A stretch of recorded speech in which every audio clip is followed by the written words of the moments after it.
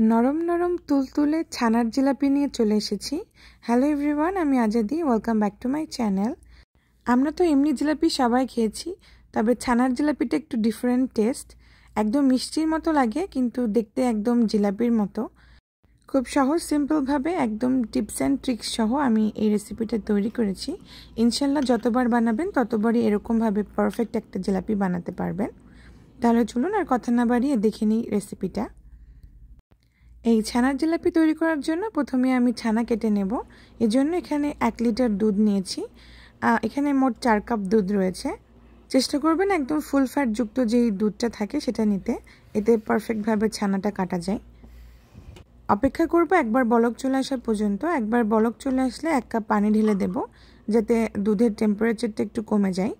আর চুলা বন্ধ করে দেব। আর এদিকে আমি 2 টেবিল চামচ ভিনিগার 2 টেবিল চামচ পানিতে আমি এভাবে গুলিয়ে রেখেছিলাম, সেখান থেকে ভিনিগার পানির মিশ্রণটা আমি দিয়ে দিলাম। আপনারা চাইলে এটা লেবু রস দিয়েও কাটতে পারেন, কোনো সমস্যা নেই।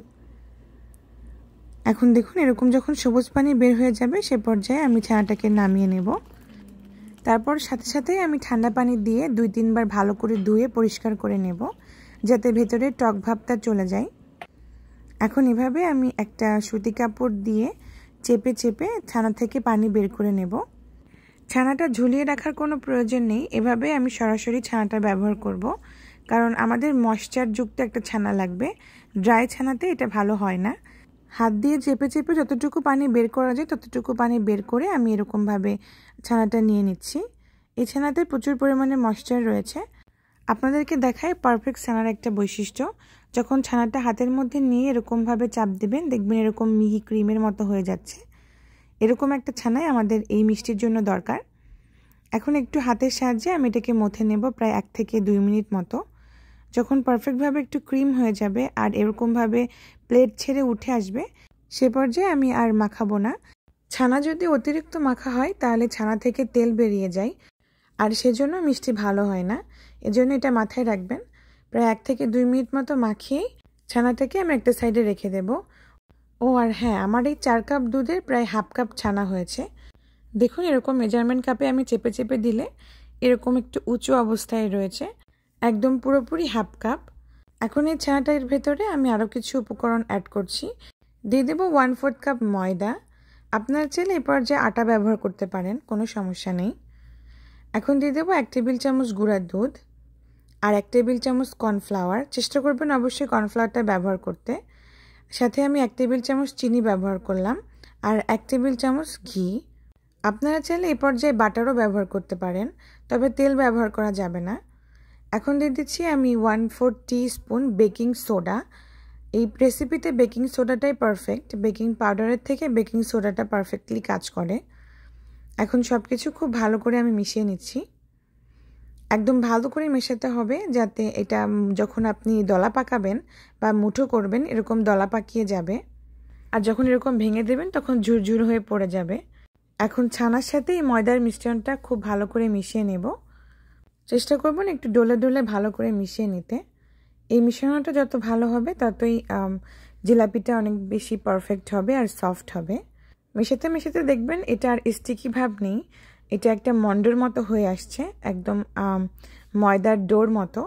সে পর্যায়ে আমি মেশানো বন্ধ করে দেব। দেখুন একদম প্লেট ছেড়ে উঠে আসছে আর এটা এরকম স্টিকি ভাবটা চলে গেছে। এখন এখান থেকে আমি ছোট ছোট টুকরো করে কেটে নেব। আমার এই পুরো মিশ্রণটা দিয়ে মোট 9টা জিলাপি হয়েছে। আপনারা যদি ছোট সাইজের করেন তাহলে এর থেকে বেশিও হতে পারে। এখন একটা একটা করে ডো নিয়ে প্রথমে এরকম লম্বা করে নেব। যতটুকু চিকন বা মোটা আপনারা রাখতে চান ততটুকু করে নেবেন। যখন এরকম টাইপের একটু লম্বাটে হয়ে যাবে সে পর্যায়ে একটা সাইড দিয়ে আমি উঠিয়ে ঠিক এরকম রাউন্ড করে গোল করে নেব। এ পর্যায়ে যদি আপনাদের কাছে মনে হয় যে এটা ভালো মতো স্টিকি হচ্ছে না, লাগছে না, সে পর্যায়ে 2 কোণাতে আপনারা একটু পানি লাগিয়ে নিতে পারেন। এতে করে যখন জয়েন্টটা লাগাবেন তখন এটা পারফেক্টলি সেট হয়ে থাকবে আর খুলে আসার কোনো সম্ভাবনা নেই। ঠিক একইভাবে আমি সবগুলো জিলাপি বানিয়ে নেব। দেখুন আমাদের জিলাপিগুলো কতটা সুন্দর হয়েছে। আর সবগুলো এক সাইজের করলে জিলাপিগুলো একই মাপের হবে। আর চেষ্টা করবেন জিলাপিগুলো এরকম স্মুথ করে বানাতে, কোনো যেন ফাটল না থাকে। এখন চুলাতে আমি তেল গরম করতে বসিয়েছিলাম। তেল যখন হালকা একটু কুসুম গরম হবে সে পর্যায়ে আমি জিলাপিগুলোকে দিয়ে দেব। এই কুসুম গরম তেলে আমি জিলাপিগুলোকে ভেজে নেব। অতিরিক্ত গরম তেলে দিলে জিলাপিগুলো কালার হয়ে যাবে আর ভেতরের দিকে কাঁচা থেকে যাবে। এজন্য কুসুম গরম তেলের ভিতরে জিলাপিগুলোকে দিয়ে মিডিয়াম আঁচে নেড়ে চেড়ে এটাকে ভেজে নেব। কিছুক্ষণ পরেই দেখবেন এরকম জিলাপিগুলো আস্তে আস্তে উপরের দিকে ভেসে উঠবে। আর জিলাপিগুলো এই পর্যায়ে খুব নরম থাকবে, এজন্য বেশি নাড়াচাড়া করার দরকার নেই। হালকা একটু তেল নাড়িয়ে দেবেন। যখন এরকম উপরের দিকে ভেসে উঠবে সে পর্যায়ে আমি এরকমভাবে উল্টে দিচ্ছি। এরকম উল্টে পাল্টে এটা গোল্ডেন হয়ে যাওয়া পর্যন্ত ভেজে নেব। আমি একদম গোলাপ জামুনের কালার করে ভেজে নিয়েছি। আপনারা চাইলে এর থেকে আরও ডার্ক কালার করতে পারেন। সচরাচর জিলাপিগুলো একটু লাল কালারই হয়, আমি একটু ইউনিক করার জন্য একটু হালকা কালার করেছি। আপনাদের পছন্দ মতো আপনারা যে কোনো কালার করে নিতে পারেন। যখন ভাজা হয়ে যাবে সে পর্যায়ে আমি এগুলোকে উঠিয়ে নিচ্ছি। এখন আমি শিরা তৈরি করে নেব। শিরা তৈরি করার জন্য আমি একটি প্যানের ভিতরে দিয়ে দিলাম 1 কাপ চিনি আর 2 কাপ পানি। ফ্লেভারের জন্য আমি 4-5টা এলাচ দিয়েছি যাতে সুন্দর একটা ফ্লেভার হয়।